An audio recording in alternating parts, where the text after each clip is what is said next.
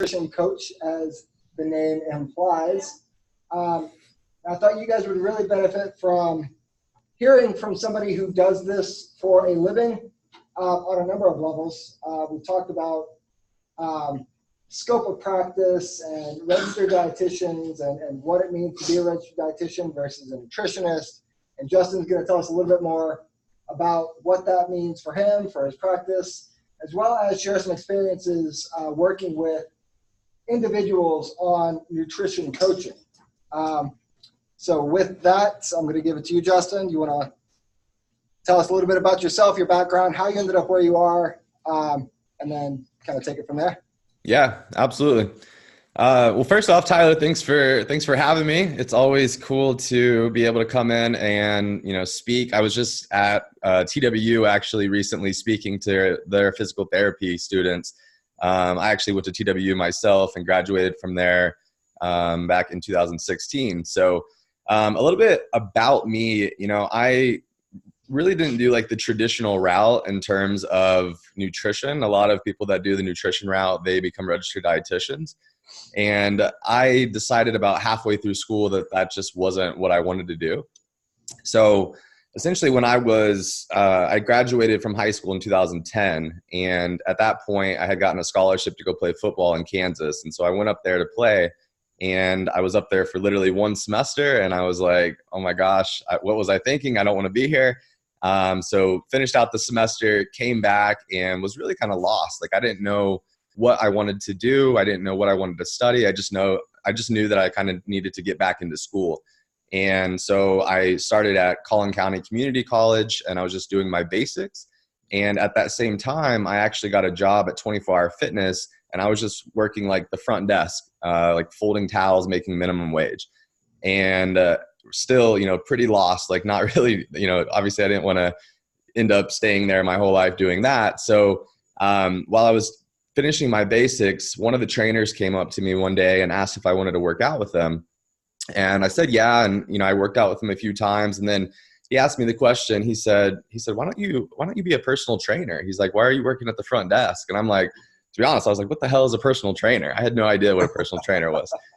And basically from there, I ended up looking into the different personal training certifications that were out there. And one of the main ones still to this day, the one that I did was NASM or NASM, however you want to pronounce it.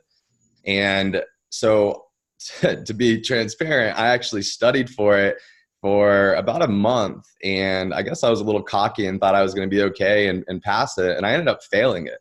So for this kid that, was making minimum wage, like spending $750 on a personal training certification while in school, like that was a lot. That was a big investment. And I was pretty down on myself at that moment. I was like, maybe this isn't for me, maybe I should just go and do something else. And I had some encouragement from the fitness manager there and the club manager. And I ended up retaking the test. I studied for another month, really hard, much harder this time around, and ended up passing it. And from there, I started doing personal training. And so, I didn't really realize you could actually make pretty good money doing personal training. And so while I was in school, like I started building up a pretty good personal training business there at 24 Hour Fitness. I was making $40, $50, $60, $70,000 by the time that I left there. But with that said, the last month that I was there, I trained 204 sessions in 1 month. So that's 204 50-minute sessions while I'm in school full time. And at 24 Hour Fitness, even as a master trainer, which is like the highest level, you only get like maybe 40% of what they charge. So I made like $24,000 for them that month and I got paid like $7,000. And so at that moment I was like, oh my gosh, like, I just need to kind of make the jump and do this on my own. And so I was still at school in that time. And at that point I was like, okay, do I want to do like kinesiology, like most personal trainers do? Do I want to pursue like a nutrition degree, or do I want to go into like physical therapy? So I was trying to decide between those three, and I ended up deciding to go with nutrition. And so at that time I left 24 Hour Fitness and I basically designated to kind of pursue my degree in nutrition there. I fell into CrossFit at that time, somehow, some way from a friend. And, being a personal trainer for 4 years, I really thought CrossFit was stupid. I was like, CrossFit gets you hurt. Like, I was that personal trainer for sure. And long story short, I ended up kind of falling in love with CrossFit. I coached it. I competed in it. I competed at a regional level. And I did that for 5 years while I was finishing up my degree in nutrition. The last year that I was there, so now we're kind of expedited here to about a year or 2.5 years ago, I had an opportunity to start and build an online nutrition coaching company at the sports performance center that I was at the time. And so through that course of a year, I built up an online nutrition coaching business, and it was really successful. That kind of gave me the belief in myself to really make that jump from being a entrepreneur to an entrepreneur. And about a year and a half ago, I started my online business. In the last year and a half now, we've grown our team. And so I have 2 other registered dietitians that work for me. I have another nutrition coach that works for me. And then I have an assistant, a videographer, and photographer. And so everything that we do now is online. We work with people all over Texas, obviously, but all over the nation and even all over the world. So what's happened over the past 10 years is I've gone from helping people in this small little box of a 24-hour fitness or a CrossFit gym or this inner circle of, my community to now working with people all over the world. And so, when you talk about impact, like that's been one of the most inspiring things in the world, because I can literally reach anybody in the whole world. I can work with anybody. I can help anybody. And that's just, it's really inspiring, not to mention that by me being able to do that and build a team of coaches, I've now enabled them to be able to work remotely. So they can literally work from wherever they want. They travel all the time. Like, they love going on vacations because they can work from anywhere. So that's kind of my, I guess, story in a nutshell there in terms of the last 10 years. And, I ended up kind of going back to the degree there. I ended up graduating with my nutrition degree, but I basically have a bachelor's of science in nutrition. So I'm not a registered dietitian. And we can kind of go down that route and talk more about what that, actually is there as we continue on here. But hopefully that gives y'all some context. And maybe if y'all have any questions about just the journey there, we can start with that first. We got one. Roman? Can you hear me? Yes, sir. How did you get the nutrition program off the ground at the CrossFit, at the performance facility you were at? Yeah, so I worked at a place called Strong Fitness and Performance Center. It's in Dallas. It's like an 18,000 square foot facility out there. And they didn't have, what all the CrossFit gyms out there and really just all of these smaller gyms do is they have all these like nutrition challenges, right? So it's like a 30-day challenge or whatever. And what's left after those challenges is, you never actually build a coaching program. You never actually build like a nutrition business, right? And so these gym owners are running these challenges, maybe once every quarter or twice a year, right? And so what we wanted to do is we wanted to get them on a reoccurring monthly billing model, just like their gym membership was, okay? And so it started small. At first it was just the members of the gym that were in the nutrition program. But by the end of it, and this is where it's kind of crazy, I had 80 members, I had 80 clients in that nutrition program by the end of that year, and 40 of which weren't even at Strong Fitness and Performance Center. Those 40 weren't even in Texas. They were outside of the state. They were all over the nation. And so that's really when I realized that, there's so many more people that you can help than just this small little group there on the inside. So really kicking it off, it started off with obviously the gym members, and then through social media, right? Through Instagram, through Facebook, like those were kind of the 2 main platforms. We showed organic proof, right? We started showing testimonials. We started basically promoting the company and the brand. And then that eventually grew outside of, the confines of the gym. And we were able to start reaching people all over the world. Awesome. Thank you. How did you get the idea to do like purely online? I think that's, it's expanding, but it's still a pretty unique business model. So where did your motivation for that come from? And what was your background in building a business, and how did that kind of meld together? Yeah. So in terms of my background in building a business, I think I've, now that I've kind of, I guess, over the last year and a half, I think I've realized it more and more. I think I've always been an entrepreneur. I think I've always had entrepreneurial tendencies. My entrepreneurial tendencies, unfortunately, just weren't necessarily like the most positive growing up. I mean, just to throw out a few things here, and I'm not proud of any of this stuff by any means, but I like being honest and transparent with y'all. So, I was really big into skateboarding, and there was a skate park that was right by my house. It was a free skate park. I would literally charge kids to get in there. I would steal like baseball cards, Yu-Gi-Oh cards, like, and sell them. It was ridiculous. I mean, I've had entrepreneurial tendencies my whole entire life. And so I think I just kind of figured it out in a sense. But another big component of it was I hired a business mentor, a business coach, literally as soon as I made the jump and started the online business. And so the business coach, his company or his combination, he had like 3 or 4 companies. He had done $5 million online the previous year. And so I made an investment at that time. This is the part of entrepreneurship that's really scary and a lot of people don't talk about. I basically left my job of 5 years where I was making like pretty good money. I was making like $70,000 a year working for somebody else, which when you don't have the risk and all of that, I mean, that's great, right? When you become an entrepreneur, everything's on you. Everything's your fault. Everything's your responsibility. So when I made that jump, basically what happened was he said that, well, first off, I wanted to go work for this guy. All right. I wanted to go become a nutrition coach at his company. And I don't know what he saw in me, but he said, you know what, you keep talking about how you want to be a part of this awesome team. But really what I think I'm hearing, because you remind me of me, is I think you want to build this awesome team. Right. And so he offered to mentor me rather than bring me on staff.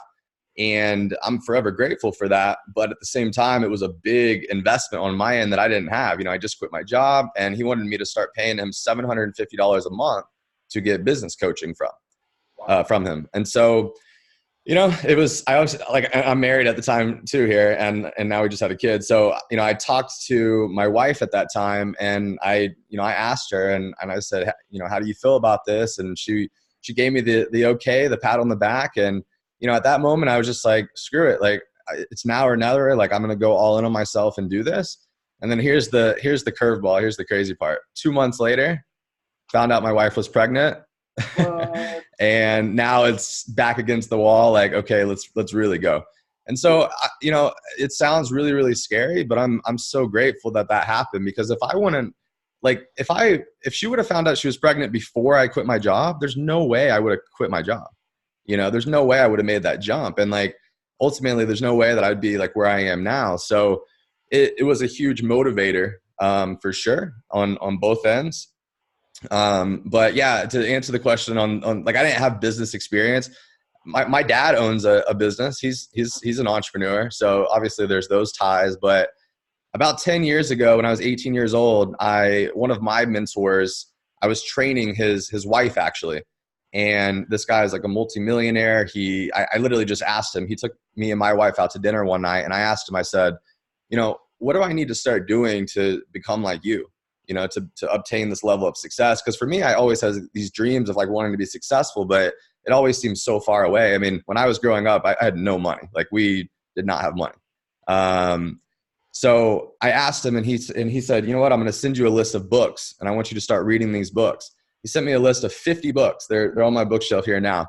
And I bought all 50 of them that night, like literally ordered them all.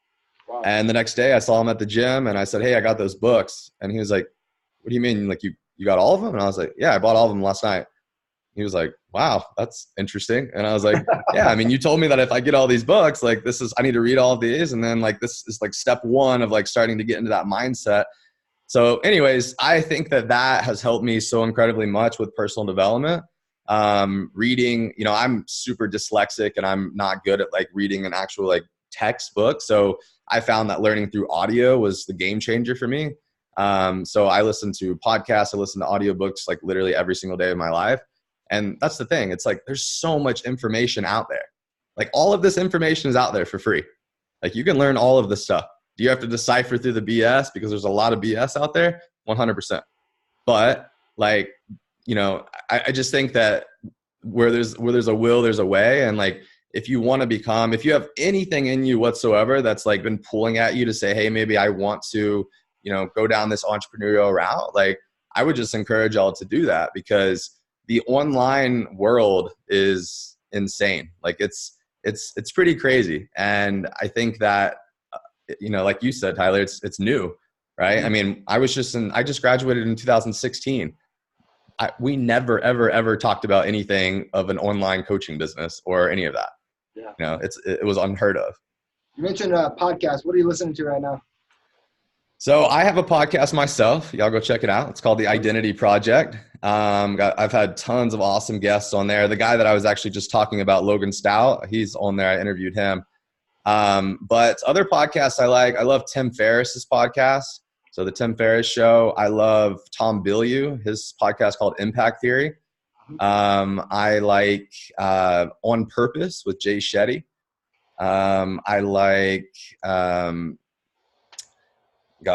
I could probably name like 20 off here, but yeah, there's tons of good ones. I mean, honestly, like if you just search kind of the genre that you're looking for, for me, I'm really into like personal development. So that's kind of what I'm looking for, but whatever y'all are interested in, I mean, there's podcasts for everything these days.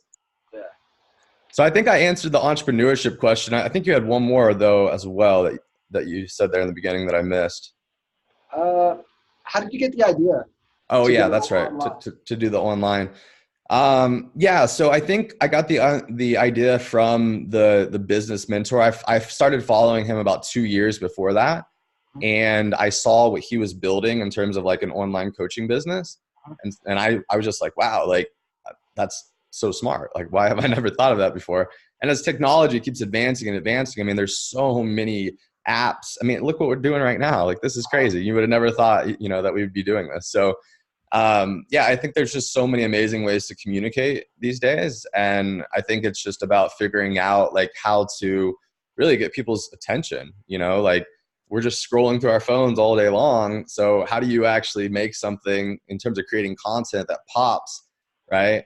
Yeah. And I think the biggest thing in the nutrition and fitness space is it's so easy to get people's attention with like feeding them lies, right? Selling them the cleanse, the wrap, the pill, whatever. But like actually helping, like truly helping people and educating people and equipping them with tools to be successful on their own, like that's empowering. And we are kind of fighting against all the other, BS and lies and tactics that are out there. So yeah.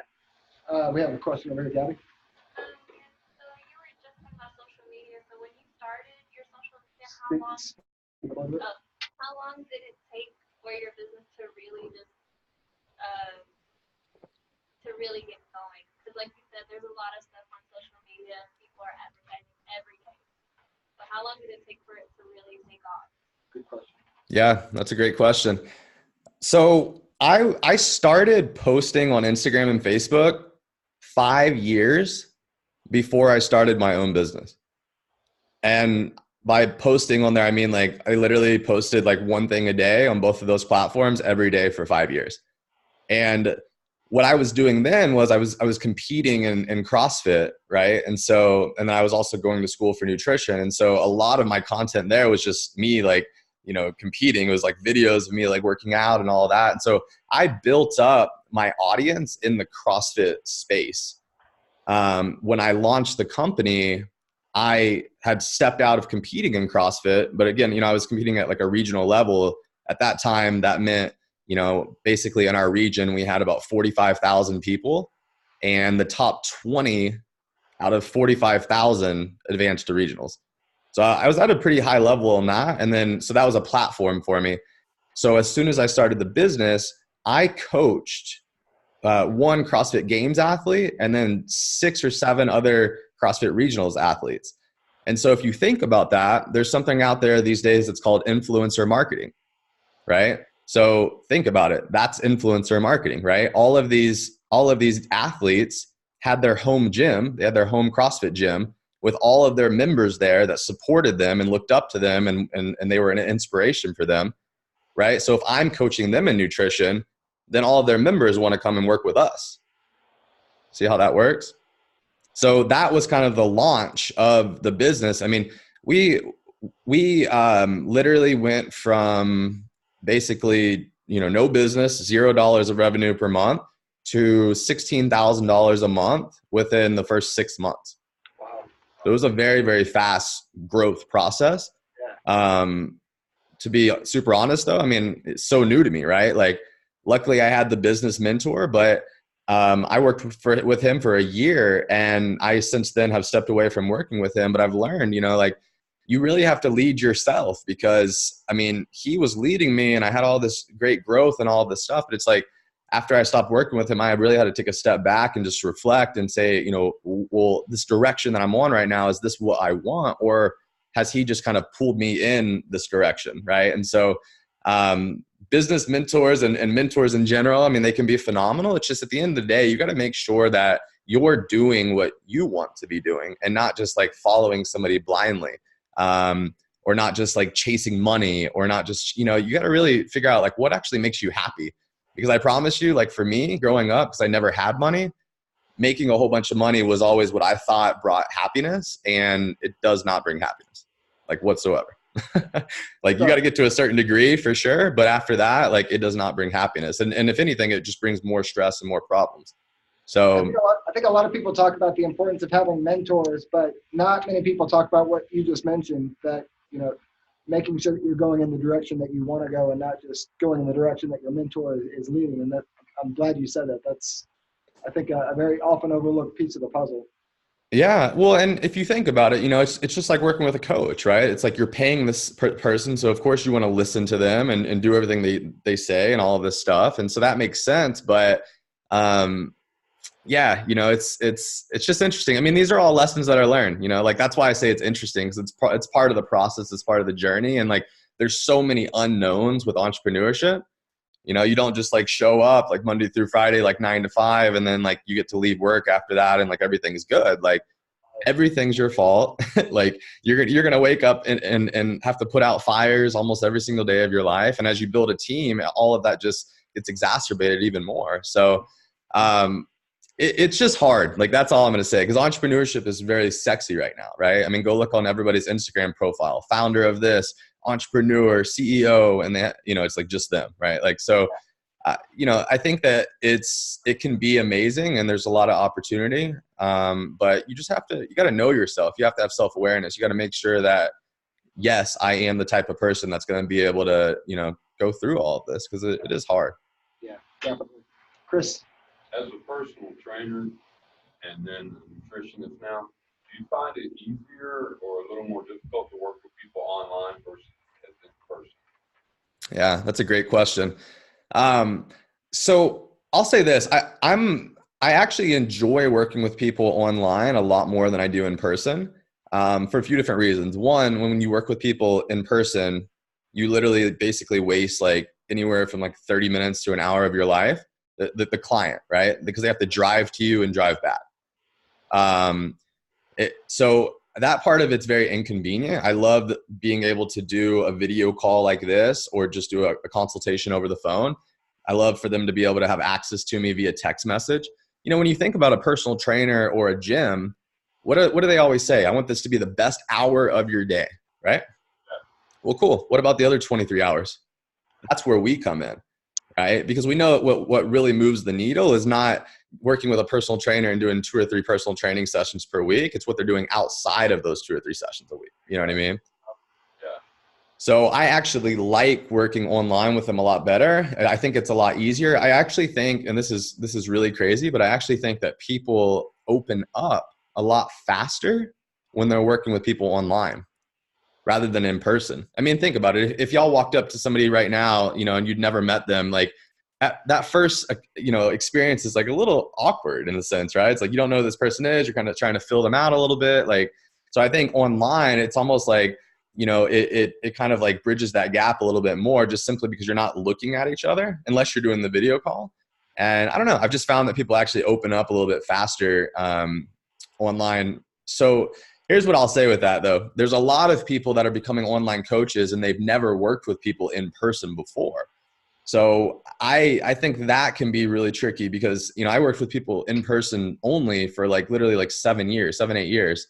So I got a lot out of that. You start to understand how to interact with people. You figure out all these different types of people and personality types and brain types. And, you start to figure out, all right, well, I can't just work with everybody the same exact way. I can't just take this cookie cutter approach.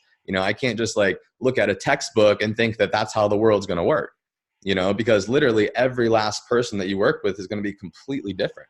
They're going to have their own unique, wants and needs. And it's just, you got to really be able to assess the individual and kind of meet them where they are and help them get to where they want to be. So I love the tagline for us. We kind of created, we call ourselves empathetic problem solvers, right? You got to meet people with empathy, right? And you got to help them eventually. They got to know that you're going to help them solve their problem, right? But they got to trust you first. That whole first month of working with people, like, I want to get them a couple wins, but ultimately I want to become their best friend. Like, I want to get to know as much about them as I possibly can. I have to get them to trust me, because if I don't do that, they're gone. I love that. Empathetic problem solvers. I like it. Yes, sir. Can you describe the onboarding process for new clients? Yeah, absolutely. So basically with new clients, the way that it works is we'll do, kind of a discovery call to start off. So that's before they ever even sign up. And so, that's like a 30-minute discovery call, just trying to, again, learn more about them, right? And see what they're kind of trying to accomplish. Once they actually sign up, what we do is we have an initial assessment that we take them through. And so we've built out an initial questionnaire that we'll have them fill out. And that's about 50 questions or so. That goes through like literally everything. I mean, your typical, height, weight, age, medical conditions, medications, all that type of stuff, but all the way down into things like biofeedback, which is like, sleep and energy levels and digestive and sex drive and performance recovery, all these different aspects. So they answer all those 50 questions for us. And then we also have them do between a 7 and 14 day food log and picture log assessment.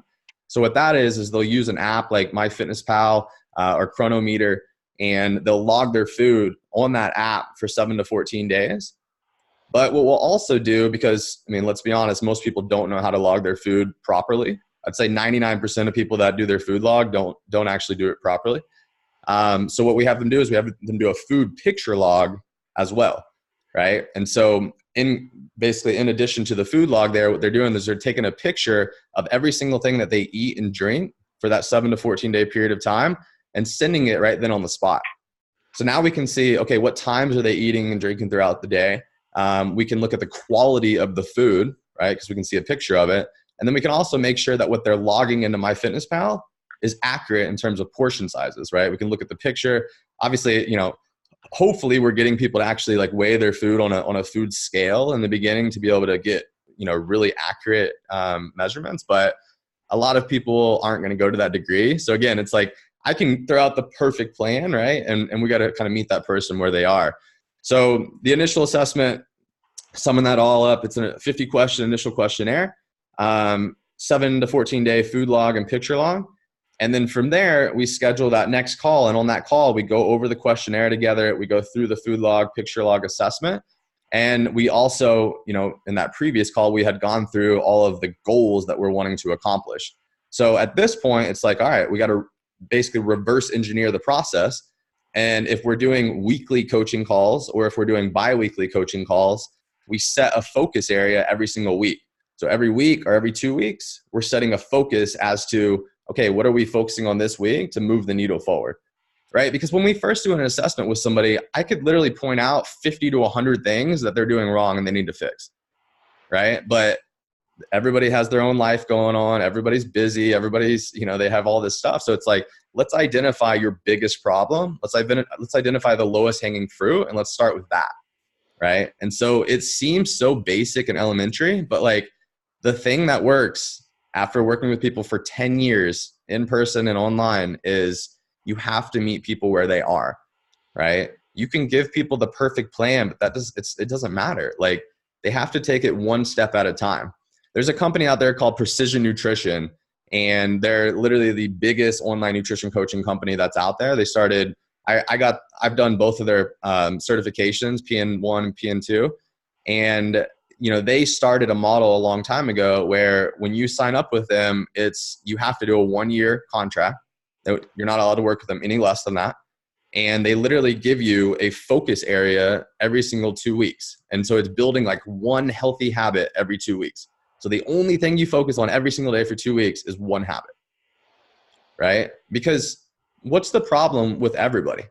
They start and they stop, right? Anybody can be perfect when your season of life allows you for that, when your environment allows you for that. But what happens when, stuff comes up, right? And so we're in this constant state of people wanting to lose weight. That's what that's what the majority of the population wants to do. They want to lose weight, right? But we don't have a problem losing weight. We have a problem actually keeping the weight off. And that's because everybody's doing these crazy, unsustainable diets, and they do it for 30, 60, 90 days to get ready for their wedding and fit into their dress, or, get ready for the summer or whatever it may be. And then they gain it all back.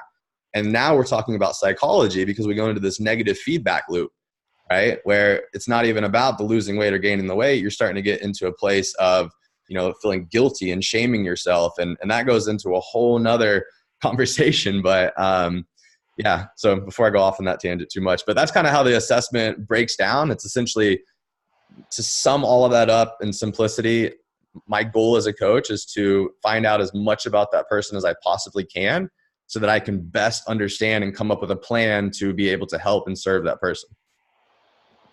Good.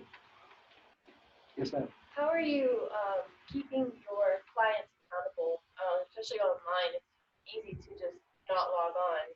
So what do you do to keep them coming back week to week? Yeah, that's a great question. So the average life cycle of a client for us, I'm pretty proud to say, is about 6 months right now. And really, I would love to get that to 9 months to a year, right? Because that's, in order to change somebody's life, like in order for this to be the last diet or the last program that you ever do, like that's how long it takes. Doing something for 1 month, it's just not gonna be something that you end up doing forever. So with that said, remind me again the question. How do you Keep people accountable. Yeah. So basically what we do is we set up weekly, when people first start with us, they're doing a 30-minute coaching call every single week. Okay. So every single week we schedule that. We're either doing a video call like this or we're doing a phone consult. And so every single week we're setting up a 30-minute phone consultation. And then in the meantime, in between that, they have unlimited access to their coach via text message. So they could literally text their coach when they go to the grocery store, when they're going out to eat, when they're traveling, like any questions that they have at all, right? And then we also have a private Facebook group, which is the community of all of our clients that we work with, so that we have community to be able to support each other. So after every single call that they do with their coach, they go into the group and they say, for example, hey, I just got off my call with Justin. My biggest takeaway or takeaways from my call is this, and they'll numerically list those out. And then my biggest focus or focuses into my next call is this, and they'll numerically list those out. And so what that's doing is you're taking everything that you had in that call, right? And you're actually writing it down, right? And now you have a whole nother level of accountability from all of the other clients, right? And then ultimately what's happening there is they're supporting each other, right? Through that process, because we know that it's so much more than just the coach and the client relationship. We have to get people bought into a community. Like community is the missing link. So to answer your question, the way that they stay, engaged is that we literally have a 30-minute phone consultation every single week, and then unlimited access through text message on a 24/7 basis. What are your thoughts on all these different diets that are now popping up now? Like, do you guys start like the keto and paleo, and like do you guys try to implement those in your business, or like you try to keep it the same way with every client that you guys get? Good question. Yeah, great question. So definitely not the same way with every client, right? Because as we said earlier, everybody is completely different, right? Everybody has their own individual, unique wants and needs. And so, every last person is completely different. Like I said, so what I would say with it is there's a lot of different diets popping up, and there will continue to be, right? I think the latest here is like the carnivore diet, which, I mean, I won't even go down that road here, but there's nothing like, look, any diet, like depending upon the goal, like let's say we're talking about weight loss, right? Which is most common. Any diet can work, right? Like there's nothing inherently bad about a diet, right? But what do we know from science? How do you lose weight, Somebody in the audience here answer. Eat less. Eat less, but from a calorie standpoint, what we have to be in a calorie what in order to lose weight? Deficit, yeah, calorie deficit, right? So we know that regardless of the diet, like I could bring the founder of every last diet that's ever been created and put them in a room, right? And they're going to argue for about 10 minutes. My diet's better, no, mine, whatever, right? And then at the end of the day, like if the goal is to lose weight, we know that you have to be in a calorie deficit regardless. So if I'm eating at maintenance level calories, I'm going to maintain weight. If I'm eating in a calorie deficit, I'm going to lose weight. And if I'm eating in a calorie surplus, I'm going to gain weight. So when we ask about diets, it's like, well, what we try to do is let's find the quote unquote diet. I don't even like calling it a diet, but let's find what works best for you and your lifestyle, right? So when we talk about iCoach, it's set up like an iPhone, right? And that I stands for individualized. So it's 100% individualized to you. Maybe we take the 50 diets that are out there and we take one component from every single one of those diets that you like, and we build your own quote unquote diet, right? So keto and intermittent fasting and paleo and AIP and all of these different diets that are out there, there's a time and a place for all of them. It's really just ultimately finding the diet that works best for you. Because if you sit here and you come and tell me you want to do keto, awesome. Are you going to do keto for the rest of your life?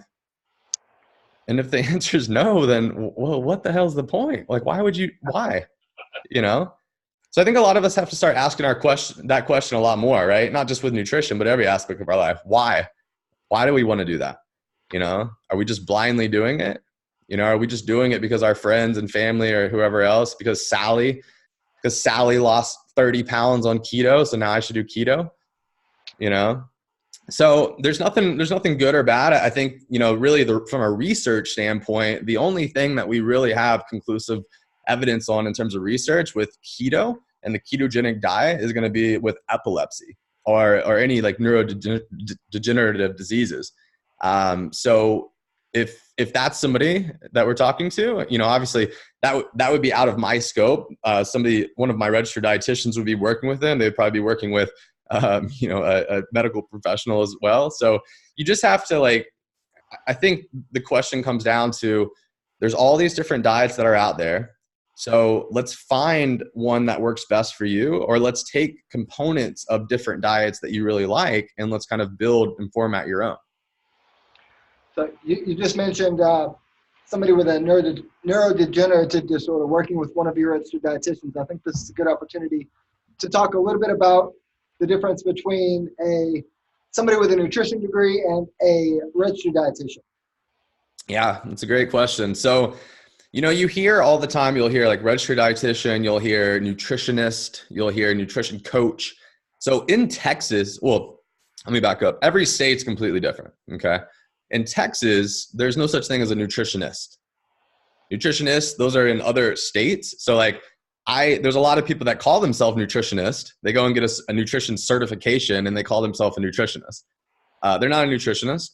And in terms of things like medical nutrition therapy, which is really the biggest component of becoming a registered dietitian, those, registered dietitians are really the only ones that can actually work with people from that actually have a medical condition, right? So if somebody came to me and said, hey, I'm a type 1 diabetic, right?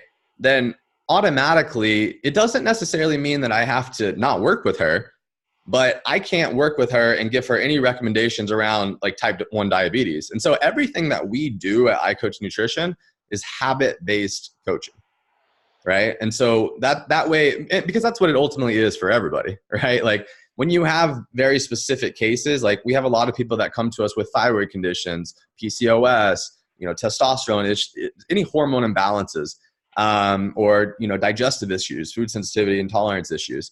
So with all of that type of situation, with all those medical conditions, diagnosed or not, I'm going to want to outsource that to a registered dietitian that's on staff. But let's be honest here, in terms of helping people, you would never want to feel restricted like that, because what are the majority of the people trying to do? Lose weight.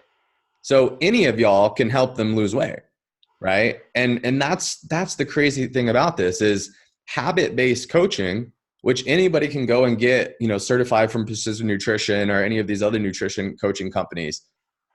You know, coaching people and really what is kind of like life coaching in a sense, right? Like that doesn't require you to be a registered dietitian. At the same time, you'll see a lot of malpractice here and on the online space especially. There's a lot of people out there that are making meal plans for people. Okay, so if you make a meal plan for somebody, really technically registered dietitians are the only ones that can make meal plans for people. Okay, but we don't make meal plans for people because meal plans suck. We don't believe in meal plans. We think that, I mean, look, if somebody wants a meal plan, I'll give you one for free. I'm not going to charge you $100 like everybody else. Like, I mean, let's be honest here. Like if I sat here and gave you a 7-day meal plan and told you to eat this every day for the rest of your life, like you're not going to do it. Like we have clear data showing that meal plans just don't work. So I think that you have to 100% know your scope and stay within your scope and not be afraid to refer out. You know, locally here, like I have multiple doctors, endocrinologists that I can refer out. Because the reality is, especially on the female side, there's a lot of people that come to us that have hormone imbalances. You know, our population of people we work with, I would say is anywhere from like 35 to 55, and the majority of them are female. So, and you know, very general population, right? So any specific questions on it? Does that kind of clarify what that is? So what I would be then is a nutrition coach, right? Even though I have a nutrition degree, like I basically, you know, I spent $60,000 on a nutrition degree. I didn't like that actually technically doesn't do anything for me. Like I could not have my nutrition degree. I could just have a nutrition certification, or I could not even have a nutrition certification at all. And I could still be doing the same exact thing. Yeah. So that's the interesting part. I mean, I have a friend, he's in the coaching business and he didn't even like go to school or anything. He's super smart. I mean, he's built an amazing business. Like they do about $50,000 a month, and like, he's not a registered dietitian. He has no nutrition degree. Like, you know, so, it's like the wild west out there. It's kind of like the supplement industry, right? It's not regulated. You know, if you make somebody a meal plan, you're not going to have somebody show up on your front door, you know, arresting you, right?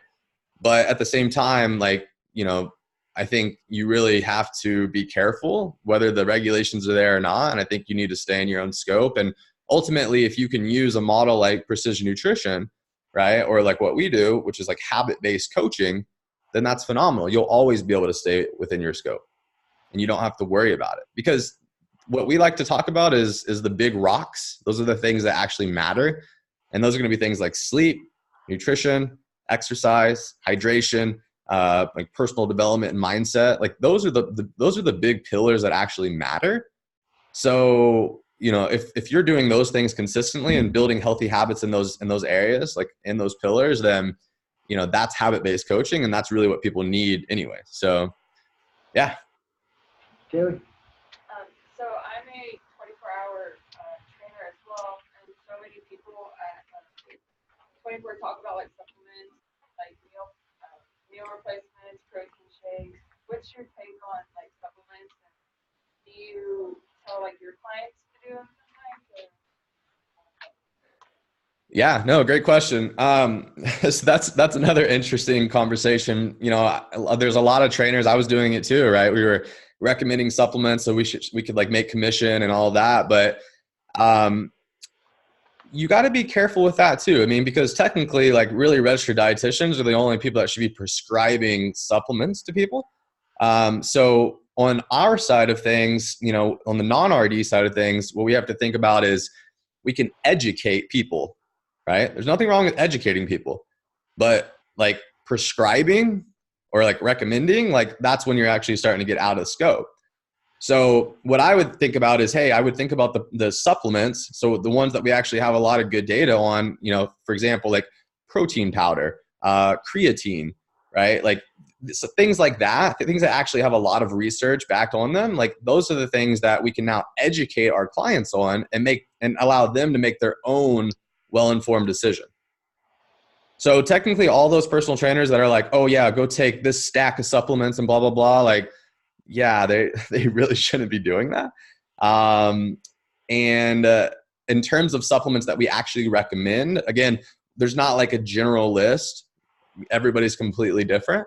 I would say if I was to make a general list, like I would look into supplements like I said, a protein powder. So like a whey protein isolate is really what we're looking for with a protein powder. I would look into a creatine, like a creatine monohydrate. And those would probably be the only two. A lot of people talk about a multivitamin or a fish oil or vitamin D, and maybe, like, not everybody. So if you really wanted to know this stuff, you can go and get these vitamin and mineral levels tested, right? Like if you're supplementing with something, then you would think to yourself that you're maybe deficient in it, right? Well, if you go and get this testing done, you're not deficient, then why are you supplementing with it? Because there is such thing as reaching, levels of toxicity, which it doesn't happen all the time. I don't want to like scare you or anything, but it is a real thing. So, that's kind of supplements. I think that there's a lot out there. Again, it's the wild, wild west. They're so unregulated. Protein powder is going to be the most common one that you ever hear. And so again, with that, like look at the ingredient list. I love getting protein powders that are maybe 10 ingredients or less. Most of them that you look at are going to have like 50, 60 ingredients on them. Also with whey protein, what you're looking for there, like the highest, like if we're talking about like quality of protein, whey protein isolate is really what you're looking for, right? So there's like this scale, like whey protein isolate, that's going to be in comparison to like grass-fed ground beef, grass-fed finished ground beef, right? Like good quality protein, right?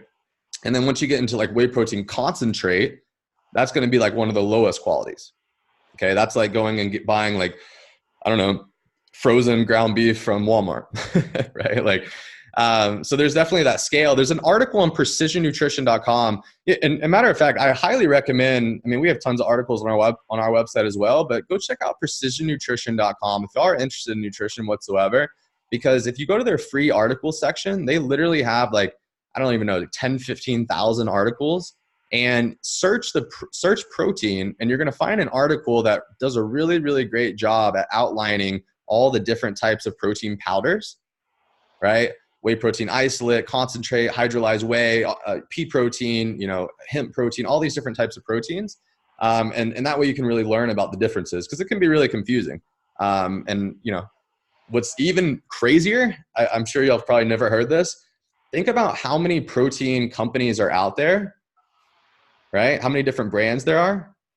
Do you know how many distributors there are of like whey protein in like literally the US? Three. So there's like thousands and thousands and thousands of thousands of company all sourcing from 3 big dogs. Wow. Isn't that crazy?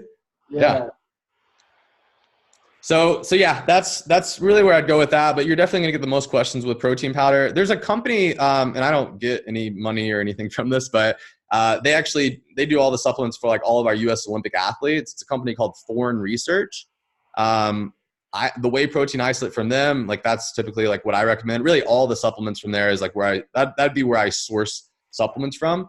And for any of y'all that work in the space, y'all can like become like a distributor basically, where you can get prices at wholesale. So you don't need to feel like you need to sell them to anybody, but just for yourself, you can get like 50% off supplements basically. But yeah, those are going to be like some of the highest quality, like the best tested, the certified sport, a lot of those regulations that you're going to need to see in like college, professional sports. So can y'all see me okay? Sorry for this light. My window is like. Yeah, no, you're good. So actually, I'm going to use my privilege and ask a question before you guys get to. Can you speak a little bit about your degree and what went into getting your degree, what kind of classes you took? Because I think that nutrition science is one of those things where everybody seems to have an opinion and everybody thinks their opinion is just as valid as anybody else. And so I think a little context into your education will provide some appreciation for what you do. Yeah, absolutely. So basically, to get your Bachelor of Science in Nutrition, it's a 4-year degree. It took me 6 years because I was working full time, doing the personal training and coaching thing. So I was only going to school for like 10 hours each semester, and that's why it took 6 years. But as far as some of the classes, so obviously you go through basics, and then you'll take all of these like basic science level classes. So the biology. I think I had biology 1 and 2, I believe, had chemistry, had organic chemistry. My hardest classes in the nutrition degree, like 100% by far, were advanced macronutrition 1, or advanced macronutrition and advanced micronutrition. Like those classes were literally the death of me. The advanced micronutrition, I failed the first time and had to retake. So hard. Like literally all my studying in school, mainly, like I didn't really have to like study all that much. And a lot of that was just because I was working in the field and I had already done so many certifications. I already knew like so much, but those 2 classes were so incredibly challenging for sure. What was so challenging about them? I mean, it was just like basically like biochemistry, right? So, I mean, God, I'm like thinking back 2016, we're almost 4 years ago from that, but essentially what's crazy is all the stuff that was hard for me in school, like never in a million years would I talk about anything from advanced macro micronutrition to a client. Yeah. Like never in a million years would I talk about chemistry or biology or any of this stuff. And so what's interesting is like, I didn't take any psychology classes, or I took 1 psychology class. I wish I would have had more of that. I wish I would have had more of like, people, like how to actually interact with people, how to actually understand people. Because I think that's the framework. But the general nutrition degree, it's really just a bunch of science classes. I also had at TWU, they kind of like required you to almost get like a minor in kinesiology in a sense. So I think I had to take like 5 different kines classes. So obviously in basics, I did like anatomy, like A&P1, A&P2. But I also did like biomechanics. I also did, what's like the main kines class? Exercise physiology. Yeah, exercise phys, I think 1 and 2.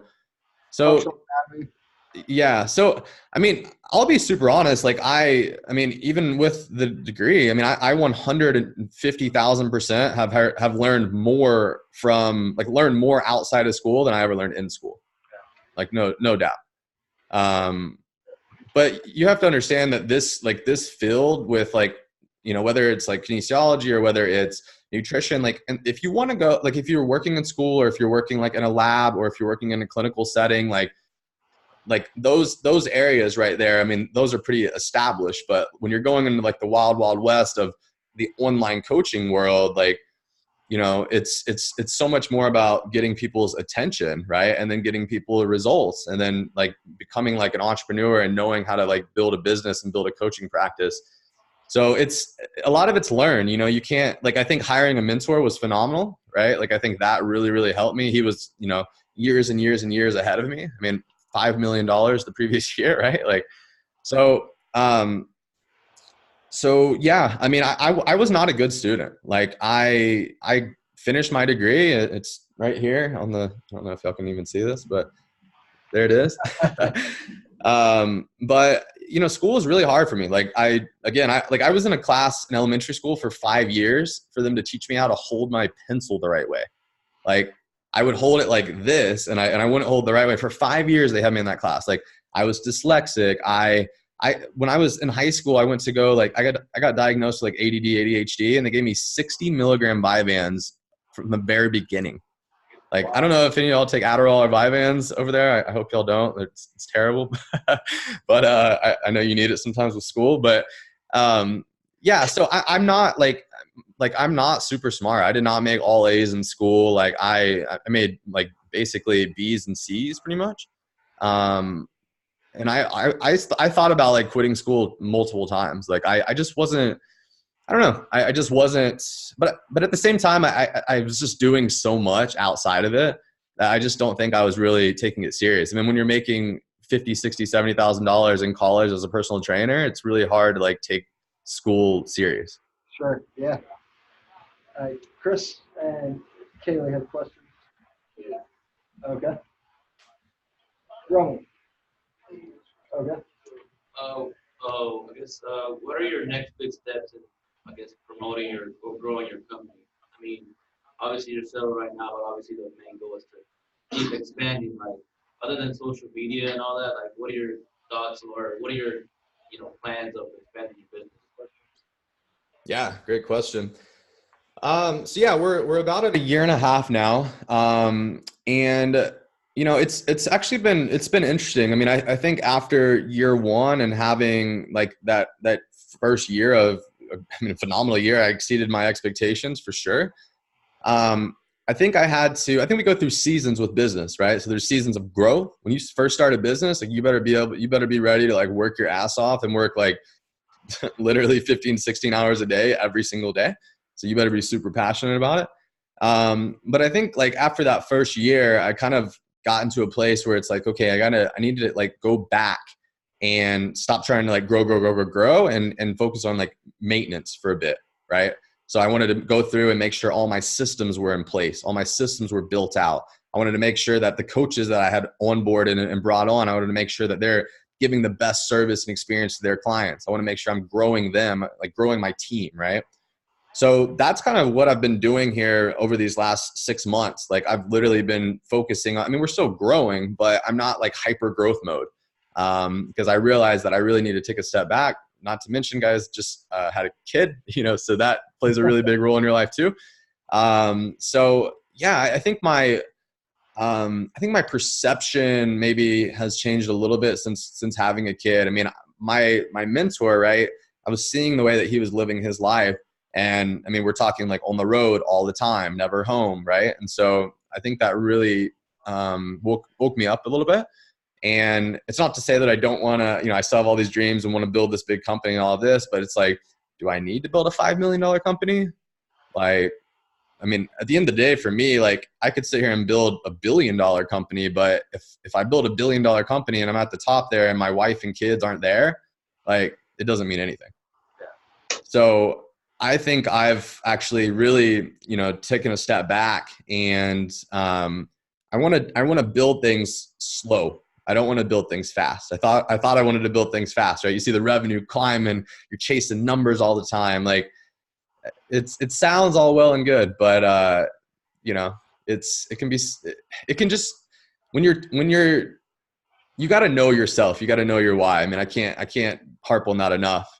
I think that, and I think that's where I'm at now. I think I've been able to have that time to reflect. And so to answer your question, the thing that we're trying to do from here is just continue to help people, right? Everybody that we're currently working with, I want to actually get them to transform their life. Like we're not the company that just like says like, hey, here's your macros, good luck, or here's a meal plan, good luck. Like people that are coming to us, like we're literally trying to change their life. Like it's life-changing transformations, which is, take it how you want, but like that's what it is. I mean, when you sit here and you listen to our testimonials, the people on the podcast I brought on, that are clients, they've sat here and literally dealt with this stuff for 5, 10, 15, 20, 30 years of starting and stopping and starting and stopping. Like psychologically, that damages people so much, right? Their self-worth goes so down. Their integrity bank account, as I like to call it, they're in debt. Like you have to build people back up. And so with me, it's like, I don't want to necessarily have 500 clients. Like I want to have 50 people that we change their life. You know what I mean? So that's kind of where we're at now. But obviously the company will continue to grow. I got to a point, I think this will actually give you more context and answer this question. So you think to yourself when you're growing that you want to add all these things, right? So we started off, we're just doing one-on-one nutrition coaching. Then my mentor was like, oh, you need to write a book.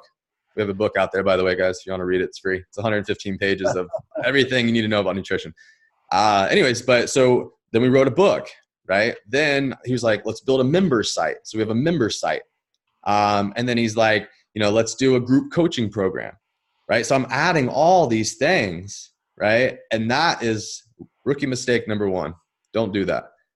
Until you've built $1 million business, don't try to add things to what you're doing. So we pulled all that back. All we do now is one-on-one coaching again. One-on-one coaching is what got us to do multiple 6 figures first year. When I got away from one-on-one coaching, I started getting distracted, right? I only have so much time, right? My time started getting put into other places, right? And that's when I had to realize that, oh, I don't need to be doing all that. I need to focus on the thing that got us to where we are today. Wow, lots of questions. Roman, please.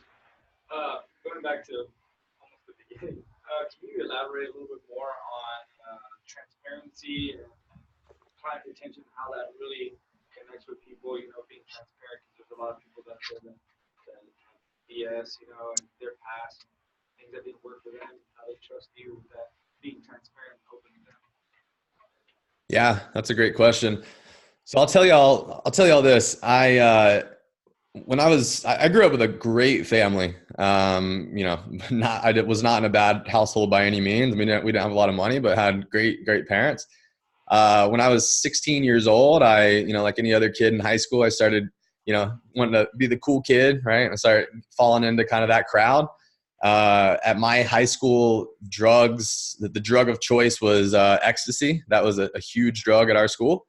And through the years of 16, 17, 18, I did a lot of ecstasy. I got involved with a lot of drugs, a lot of bad people, partying all the time. I don't even know how I kept my full ride scholarship. It was ridiculous.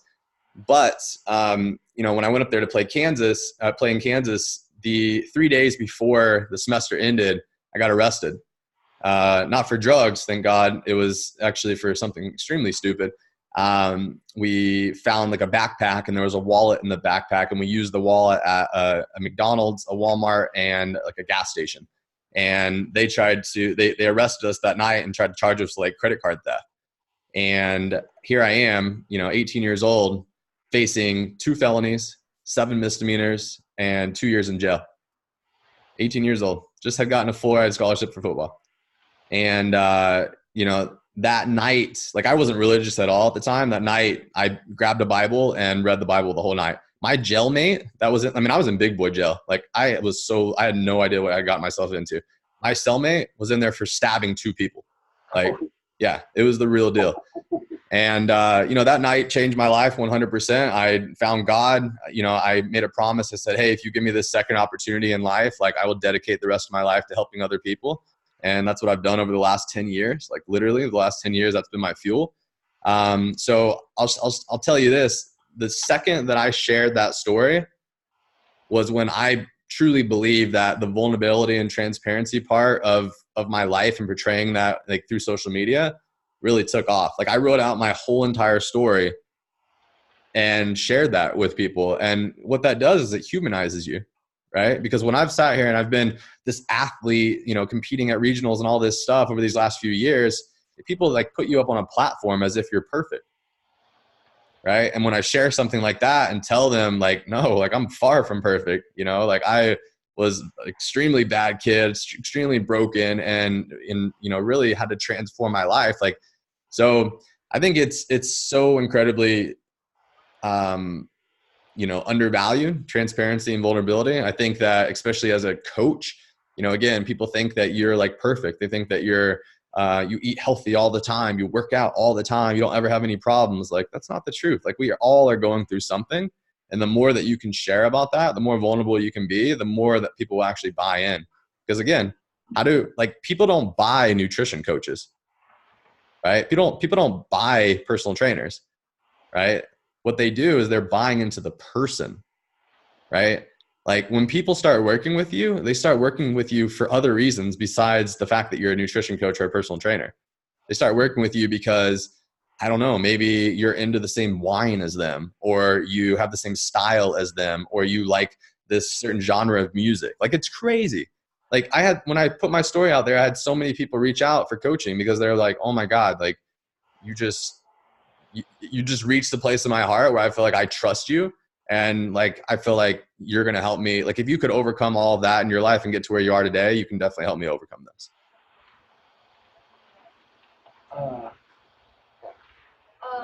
So you talk about your fuel is helping people. Have you ever considered making some of your resources available to those who are more financially disadvantaged, like those who live in food deserts, or maybe this is their last ditch effort and they tribute for the last dollar?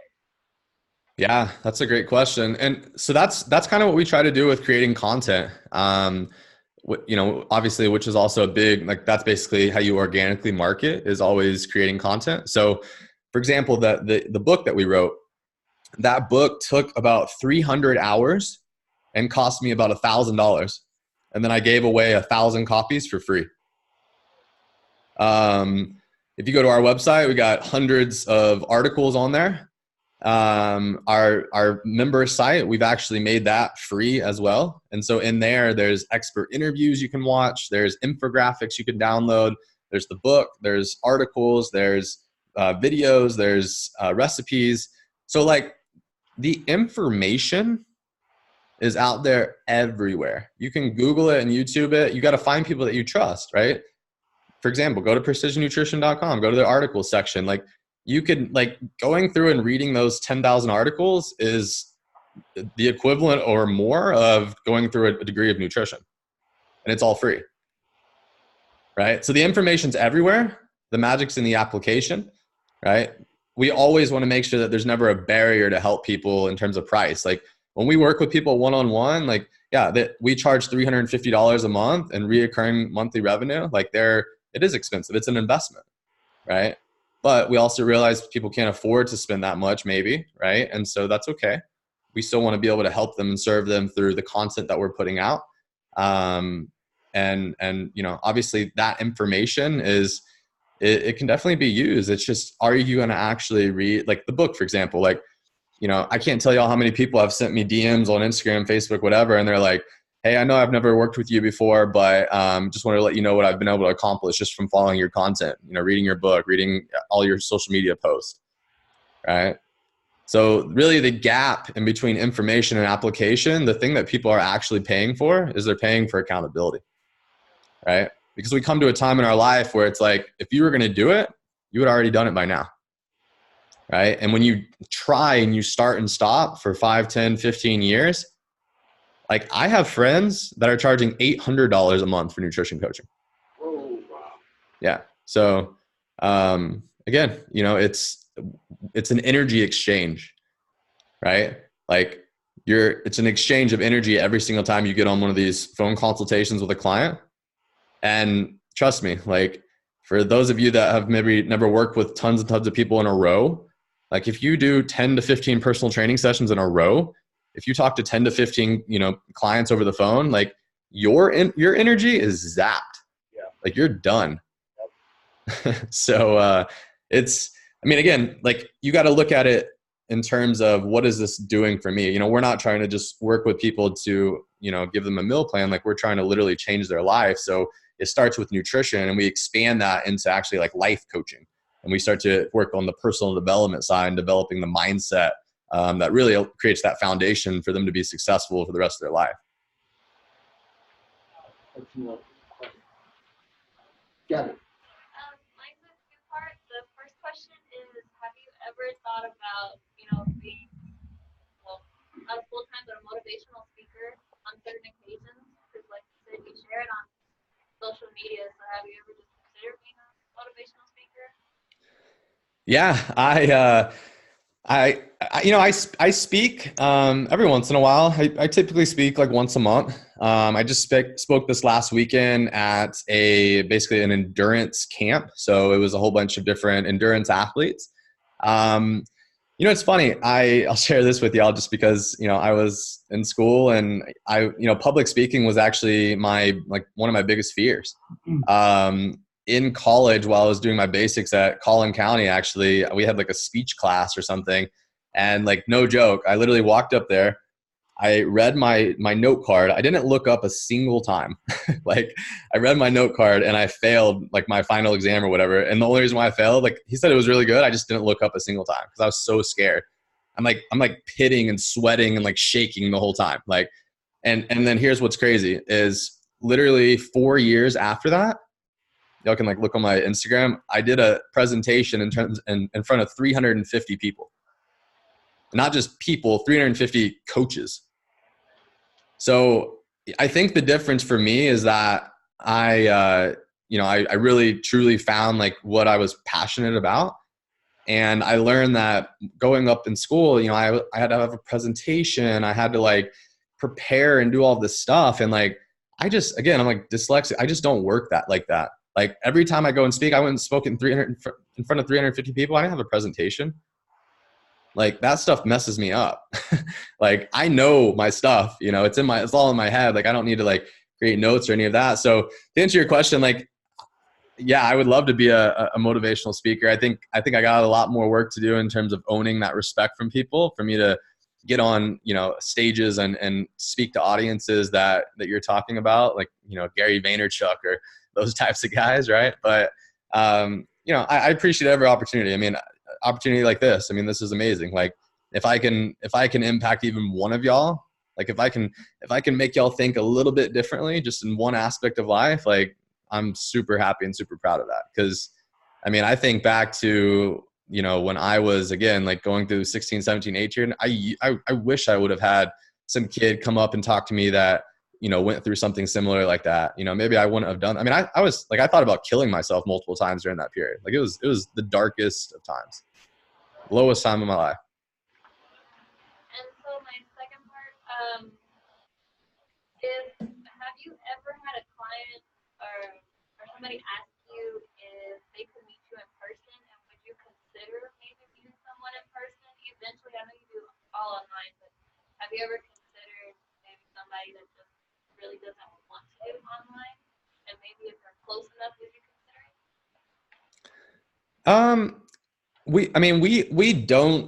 We don't work with anybody like in person just because it's just more of a time thing. Like for example, like, I've client calls today, right? And they're all like back to back. So I couldn't really like have a client call and then like go meet somebody and then come back, so it's definitely, it's out there. Like there are people here in Dallas that have, they're registered dietitians or whatever, and they have a practice, they have a building you go into. And, I think if people want like the face-to-face, doing the video chats like this are really that thing that helps them. It really kind of allows them to almost feel like it's in person. But yeah, we don't do anything in person at all. What we do though is some cool stuff for our local clients. And a lot of this is like for content creation. So for example, coming up here soon, I'll have my videographer and photographer there. My wife and I just bought a new house out here in Prosper. So I love like my new kitchen and everything. That's why I'm excited to. So anyways, I'm inviting 5 of my female clients that are here locally, and we're doing like an interactive like dinner together. I'm teaching them how to cook this amazing meal. I'm going to have wine. We're going to have music. Like it's going to be legit. And the whole thing is going to be filmed and photographed. So the people that work with us that are, local, like, yeah, they definitely get some like special incentives. I'll do like grocery shopping workshops. I'll do meal prep workshops.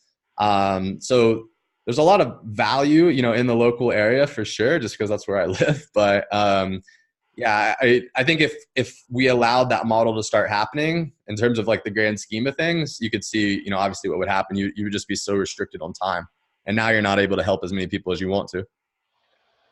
Kaylee? Oh, I'm sorry. Chris. From a nutritionist aspect, how hard is it to work with someone who has like an incredibly full schedule, works crazy ass hours? How would you deal with that? Yeah, that's a great question. To be honest, a lot of people we work with, that kind of is the situation, and that's why going back to that point of like, hey, I could tell you 50 things you're doing wrong, but let's start with one, right? But I would say, I mean, look, like again, where there's a will, there's a way, right? I mean, most of the people that are coming to us are fed up. They're ready to go all in on themselves. They're ready to make that investment. And, a lot of clients I work with are, I mean, again, like these people are paying $350 a month. Like they're successful, in their professional life. So I have CEOs that travel 5 days a week, every week of the year. They eat out for literally every single meal, and we make it work.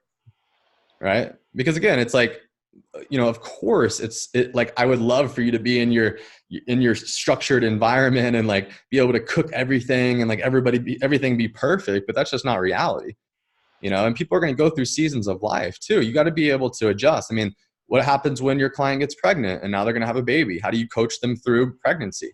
Right. How do you, goals shift, right? Maybe at first somebody comes to you and they have these aesthetic goals. They want to lose weight or build muscle or whatever. And then that changes into want to, improve performance. They want to train for a marathon or whatever, right? So it's like there's seasons of life, and we call it, just like y'all, right? Periodization, right? With training, right? So there's nutritional periodization, right? So when somebody comes to us, it's like, let's look into the next year of your life, right? what are the goals you want to accomplish? What are the things that we have? Where are the events, the weddings, the birthdays, right? Let's build it out. Let's build out your perfect year. Kaylee? So, do you get clients, or like, what would you do with a client that has like a high metabolism and they want to gain muscle? Like, would you make them eat more than 3 times a day, or how would you do the route? Yeah, great question. So in the beginning there, we talked a little bit about calories, right? We said if we want to maintain weight, right, we got to eat at maintenance level calories. And then we said if we want to lose weight, calorie deficit. If we want to gain weight, or right, most of the time when you're gaining weight, you want it to be muscle, right? So in order for somebody that has like a fast metabolism, or not a fast metabolism, or a medium metabolism, regardless of metabolism, they have to eat in a calorie surplus in order to gain muscle, right? So for you, you got to think to yourself, well, are you tracking your food intake, right? Do you know if you're actually consistently eating in a surplus of calories, right? If we're not tracking that stuff, you have no way to know. So before we ask the question of like, hey, should it be 2 meals or 3 meals or 5 meals or 12 meals? It doesn't matter. You can structure it however you want. We just got to make sure you're consistently eating in a calorie surplus, as well as out of the macronutrient breakdown, we're going to really want to make sure that your protein intake is sufficient as well as you're actually doing strength training and resistance training to help build that muscle, and making sure you're getting enough sleep. And there's other things too, but that's kind of like very general recommendation there. So it's a calorie game, like, and that's most people that come to me that are trying to put on muscle that are struggling with doing that. They're not even logging their calories in the first place. Or if they are, they're not logging it accurately, or they're not consistently staying in a calorie surplus. What's the number one mistake that clients come to you with, or the number one mistake that you see clients making? I think the number one mistake I see clients making, well, there's a lot of mistakes, but I would say the biggest mistake that every single client that comes to us is making is they know what they want to accomplish, right? They're like, I want to lose weight. I want to do this. I want to do that. But their why, one, they just don't even have a why in the first place, or their why is not actually strong enough. Okay.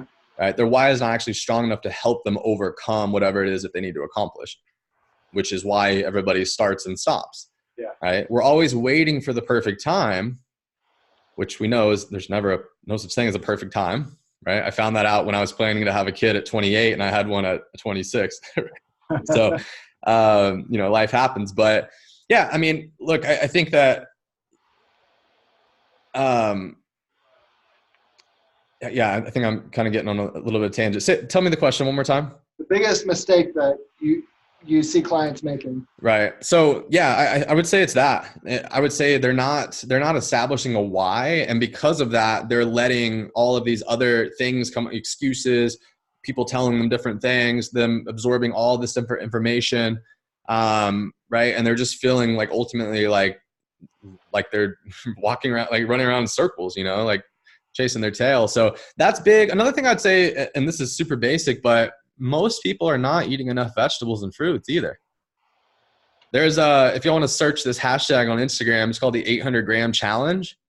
I am a huge fan of that. E.C. Sinkowski, she's one of my friends. She has like a master's in nutrition, and she created a challenge. It's called the 800-gram challenge.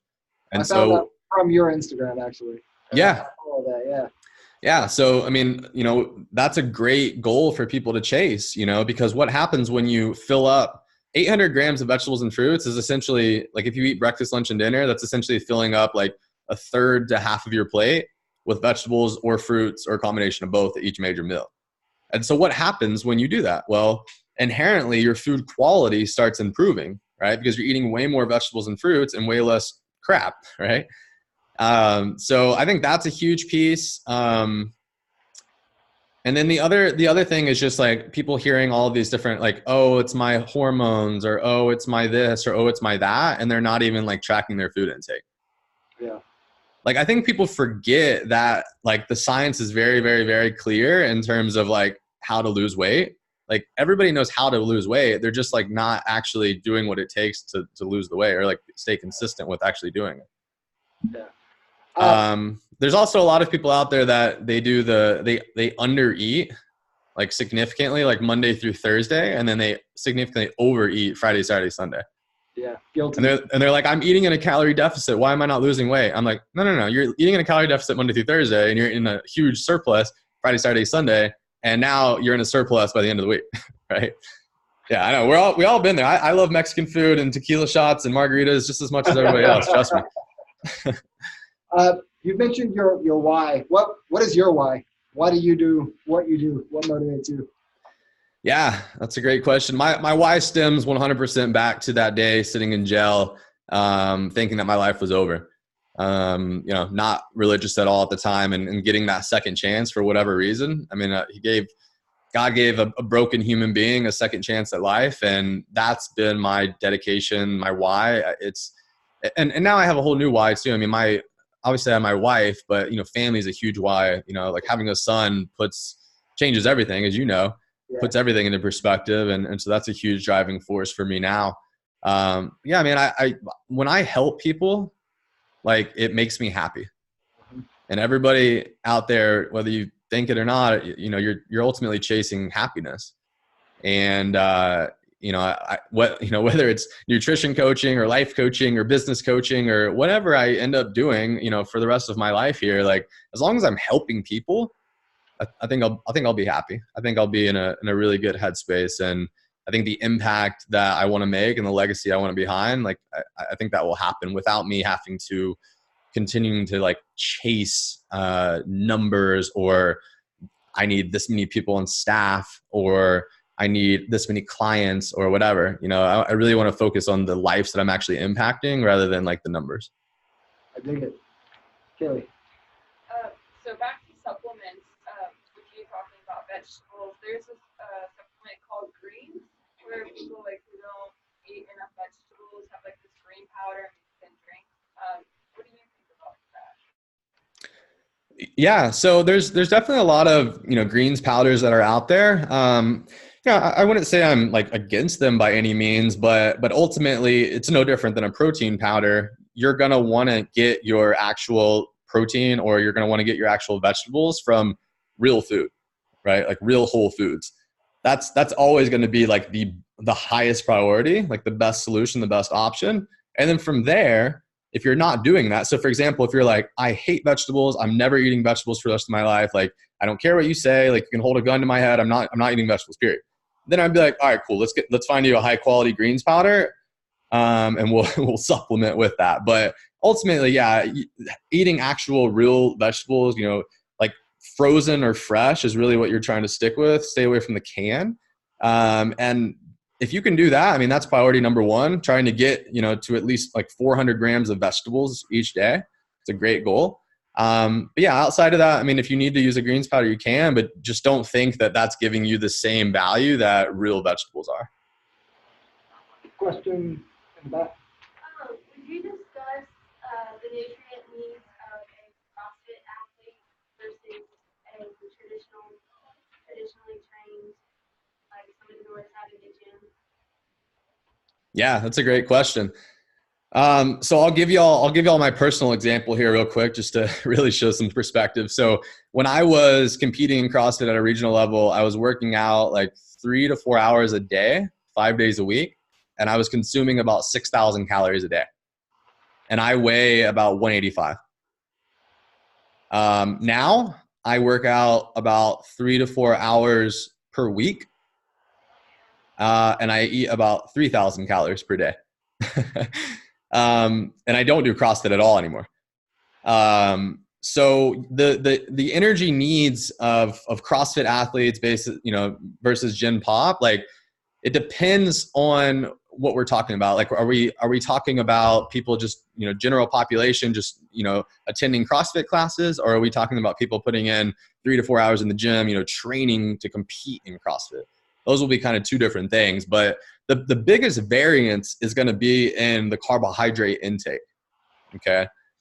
When you think about CrossFit as a sport and the type of, the domain that you're in most of the time, it's a glycolytic sport in nature, right? And so that fuel source, as y'all know, is carbohydrates. And so if you sat here and you tried to start doing keto, right, the ketogenic diet, and you're doing CrossFit 5 days a week, that's like the fast track to feeling like death.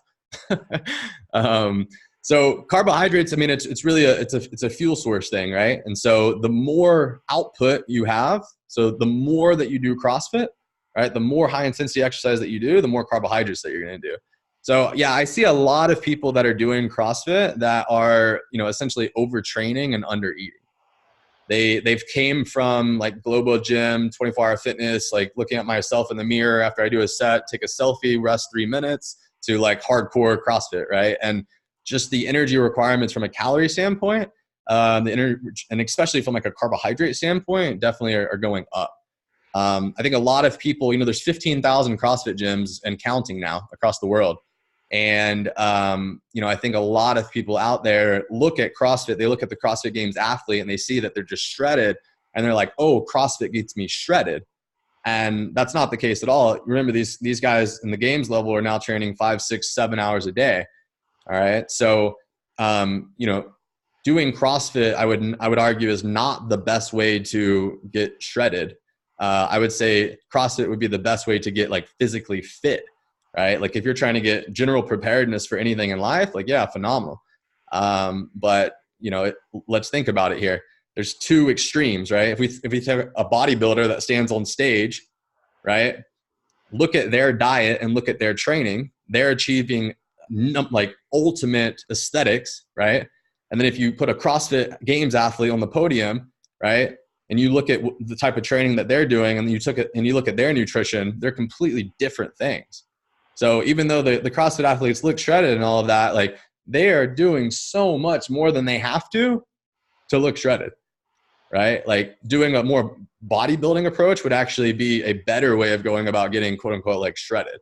So I know I always go off on tangents. I apologize. But yeah, to answer your question in short, it's carbohydrate needs, overall calorie needs are definitely higher the more high intensity exercise that you're doing. Sound familiar? I've heard that before. They've heard that before.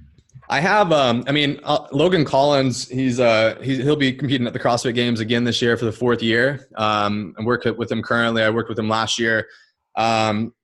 We stay around 400 grams of carbohydrates per day during we don't really have off season, but off season, if you will.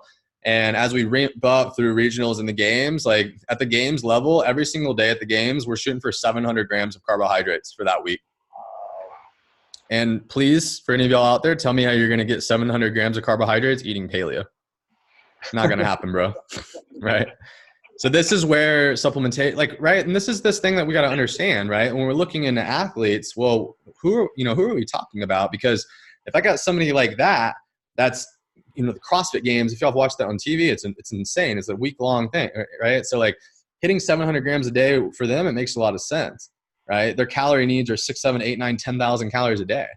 But like for, mom and dad going to CrossFit class, 3 or 4 days a week, like they just need to keep, they're going to be pretty similar to like the general bodybuilding, Global Gym type setting. Like they're sitting down all day, like the needs are just different. So it always goes back to like, I wish I could answer these questions in, a specific way, but it just really just comes down to the individual. And again, like, let's try to learn as much about you as we possibly can so that we can figure out what works best for you and what you need.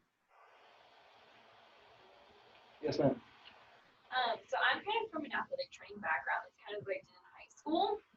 And the athletic trainers I had, they were really against like CrossFit and like the athletes that are doing it. So what would you say to someone that kind of has that mindset already? Yeah, I would tell them I completely understand. That was me. Remember, I was a personal trainer there. I was very into like Perform Better. So I was very into like Gray Cook, Mark Verstegen, Todd Durkin. Like that was me like growing up. Athlete sports performance was Fitness Quest 10. Like these are all big places. And so, looking into like the Gray Cook side of things and me wanting to go into physical therapy, I'm sitting here looking at CrossFit. And I'm like, this is the stupidest thing I've ever seen in my life. Like, oh my God, they're just going to get so many people hurt. And then I started doing it myself. I started sipping the Kool-Aid and that, I started like falling in love with it. And now, stepping back, like I stopped competing in CrossFit 3 years ago. And I don't really do CrossFit anymore myself. I think that CrossFit's great. I think not all CrossFit is created equal, right? Just like everything else that you're going to find out. Not all registered dietitians are created equal. Not all, PTs are created equal. Not all doctors are created equal. Like, so you can't just throw people into this general realm. Like literally every last CrossFit gym that you walk into is completely different. From the workouts to the coaches, to the community, to the environment, like everything's different. And so for anybody that is an athletic trainer who's like dogging on CrossFit and they think it's stupid or whatever, like I totally understand. And some CrossFit is stupid. CrossFit's stupid for some people. It depends. It's just not for everybody. You can't make a general statement like that. It's like, who are you talking about? So I would argue like most of those people that, most of the time when people talk down or bad about something, they've actually never even tried it themselves, right? I'm guilty of it too, right? So that'd be what I would ask first is like, have you ever actually even done it yourself before? And then from there, you're going to go off your experience, right? So maybe if, people ask me all the time, they're like, well, if I was going to go join a CrossFit gym, like, how do I know which one to go and join? I'd be like, well, search the 3 CrossFit gyms that are closest to you, try out each one and see if you resonate with any of those, right? So, you just got to remember that not all people are created equal. There's a lot of good personal trainers and strength coaches out there, and there's a lot of bad ones. There's a lot of good nutrition coaches and dietitians, and there's a lot of bad ones. There's a lot of good, teachers, PTs, doctors, you go on and on and on. This is every field. So I think a lot of it has to do with what type of coach they actually are, and what type of gym that it is, and really like just who is the person that we're talking about. If you come to me and you have you just got shoulder surgery, like the last thing I'd be telling you to do is go into CrossFit classes and snatching barbells over your head, like, so you got to know yourself, right? And hopefully you can trust that the coaches will do the best for you as well. I'm a personal trainer and a massage therapist. I work with a lot of pro athletes. A lot of them will ask me nutritional advice. I'm not a nutritionist, I'm not a dietitian. I'm an old fat guy, but I have an understanding of it. Trying to steer people towards someone like yourself or a company like yours. What's the best way to get them to you without me losing a client? Because I don't feel like my nutrition information is great. I base it off a lot of bodybuilders I work on. So, what kind of advice, other than saying, hey, you go see a nutritionist or a dietitian, do you have for someone who's not into that? Yeah, absolutely. No, that's a great question. So what I would do is I would just start to maybe find people that, like you said, find people in the field that's what they do, and just start following them on social media, follow like their podcast, follow the content that they're putting out, and the people that you resonate with, the people that you feel like, you agree with, right? Then you can start to kind of outsource that and start to refer out. But I think, you just have to decide what you actually want to focus in on. I remember for me, like I was trying to decide while I was in college, do I want to pursue nutrition, or do I want to pursue like kinesiology, or do I want to pursue, and do like the whole strength coach, personal trainer thing, or do I want to do like physical therapy, right? And in order to become like an expert, you got to go all in on one thing. And so if you want to learn, like if you wanted to learn more about nutrition, there's tons of different places out there that you can learn more and more about it and be able to serve your clients. But at the same time, I completely understand not wanting to dabble in nutrition and be able to refer out. So, does that answer your question? I guess, are you asking, because you said without referring out, right? So with or without, it doesn't matter. I mean, I don't like giving a lot of nutritional information other than just like the basic facts I know, carb deficit. I don't do none of that when they get that detailed, but in generality, just, I'll say, you know what, go find a dietitian, but they don't want to do that. They want to ask me what I do, and I'm right. not necessarily giving that information. Yeah, that makes sense. So honestly, I would just do this. I would just search Justin Murphy Nutrition on Instagram and follow me.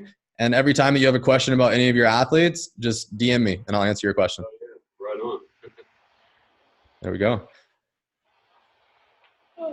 let's do one last question and then we'll let Justin get to his day. I know you've got a lot going on. How do you tackle the clients that have aesthetic goals such as wanting a smaller waist but wanting a bigger rear end? You know, like how do you like talk to them about those goals? Yeah, no, that's a great question. I mean, I think, there's a lot of people out there that, again, like they're new, right? A lot of this stuff is new to them. They've heard things and they've been fooled by like marketing, and they're like, how do I grow my butt? How do I lose my belly fat? How do I get rid of this? They always say that. So there's no such thing as like spot reduction, right? You can't like spot reduce a certain area of your body. And so a lot of this is just going to come in education, right? Like they're coming to you with these beliefs and these things that they've heard that, I mean, obviously, aren't true, right? But at the same time, you can't just like shun her down and be like, what are you talking? You got to meet her where she is and slowly start to educate her on what's actually going on. So from there, she's like, I want to lose my body fat or whatever. I'd be like, okay, well, great. In order to lose body fat, I go through kind of the same thing we went through. We have to actually make sure we're eating in a calorie deficit. You're going to see body fat losses everywhere, like all around, right? You can't like just spot reduce. Now, in terms of like, if she wanted to, I think you said like build up her booty. Is that what you said? Just aesthetic goals in general. That's just what's like taking over social media, is looking a particular way. So when someone has a goal like, I want to look like this model on Instagram, how do you address that desire? Yeah, no, that makes sense. So again, I think the first question would be, if somebody brought a picture to me and said, hey, I want to look like that, my first question would be, why do you want to look like that? And we would really, really dig into the why and establish that. And then as we start to game plan, they're going to start to realize what it actually takes to get to that and to achieve that. And very soon, they're probably going to realize that that's actually not what they want, because they're not willing to actually put in the work that it takes to get to that. So a lot of it's just going to be in like creating very clear expectations, very real expectations, and being honest with people up front. Like, look, you can't have a client come to you and you sit here and make all the promises to them and then not deliver. Like, that makes you look bad, right? So for example, this is one of the toughest situations that we'll ever have to go through. What happens to the person that comes to you and they have been dieting forever and they have been working out all the time, and they're in this state of like not being able to lose weight? You might have heard it of like metabolic adaptation, or, obviously that's not necessarily like scientific literature talk there, but you'll hear that word, metabolic adaptation. And what's happening here is there are a lot of people out there that are in that dieting culture, and they're eating 1,000 calories a day, 1,200 calories a day. They're working out 5, 6, 7 days a week, and they're not losing weight. And so, in a situation like that, I don't know if y'all have ever heard of a protocol like reverse dieting, but I've had to take a lot of people through that protocol. And think about it. If you come to me and you're wanting to lose weight, but I sit here and tell you that you've been basically starving yourself and I can't keep lowering your calories down more, right? Like, I'm not going to take you down to 800 calories a day or 500 calories a day and starve you. Like, I can't do that. So what am I supposed to do? And what we have to do is we actually have to like basically build back up their metabolism is, in a sense. Like, they've been under fueled for so long. And so we have to slowly reverse diet their calorie intake up back to a place of maintenance level calories. And in that time, they might actually gain a little bit of weight. But here's the question I always ask is, I say, Sally, if you gained 5 pounds and then lost 30, would it be worth it? And she's like, well, hell yeah. And I'm like, see, right? Because you're like, if you've just been dieting for all of this time and nothing's working, and you truly are only taking in that many calories, lowering your calories even more is just going to do even more damage, right? And so sometimes we have to take a step back in order to take a step forward. So yeah, being very honest with your clients, not sitting here and setting up unrealistic expectations from them, and making sure they understand that, they can come to you with whatever goal they want. They just really need to understand what it takes to get there, and make sure that that's something that is going to work for their lifestyle. Because if not, again, setting yourself up for self-sabotage again. We got one more question. Now, what you got? Just curious, like, what do you charge for just a normal client, or let's say a person? Are you lenient to a person that is not affording as much? Would you be, helping you charge the person like for your 6-month session for your support? You know, like to take them on as a client. Tyler, can you repeat that? He's basically asking about what your rates are. What do you charge your clients? Got it. Yeah. So basically the way that the model that we do here, we don't do any like contracts in terms of year-long contract. We do everything on reoccurring monthly billing, and we have a 30-day cancellation policy. And so the way that we start people is we start people with weekly coaching calls. That's at $350 a month. And then from there, we graduate them into bi-weekly coaching calls. So we're doing a 30-minute call every 2 weeks now. That's at $250 a month. And then we graduate them into monthly calls where we're doing one 30-minute call a month, and that's at $150 a month. So the timeline of it, for some people, maybe they do first month at weekly, second month at bi-weekly, third month at monthly. Or maybe some people do the 3 months at weekly and 3 months at bi-weekly and 3 months at monthly. It really just depends on them and the accountability that they need, right? And how much, like the text messaging is included on all of it. So it's just more about, hey, those coaching calls, because the coaching calls are really what move people forward, right? I mean, there's a lot of people out there that just do like email coaching. And like we started with that, but that just doesn't work. I mean, I provide so much more value over the phone or through a video call than I ever will through text on an email. So yeah, that's kind of the pricing and the structure and how things work. And most people, you know, the average life cycle I would say is about 6 months. So if you think about that, like it's an investment, right? Like it's you know, you're spending, you know, thousands of dollars. It's a 4-figure investment, multiple 4 figures sometimes. So, but again, add up all the money that you've spent up into this point on the cleanses, the diets, the this, the that. And if this can be like truly the last time that you ever have to go through something like this, because you know that everybody on staff actually has like a nutrition degree, like we're taking you through like iCoach University. We want to educate you on all of this stuff that pertains to your life and like actually equip you with the tools that you need to be successful on your own so that you don't have to keep going through this starting and stopping for the rest of your life, because that is the most like demoralizing thing in the world. And like that is one of the things that pulls you away from being happy for sure. Awesome. Well, Justin, thank you very much. This has been fantastic. Good luck with building your business, taking your business where you want to go. I'll definitely be reaching out next time I teach this class because this was great. So thank you for your time.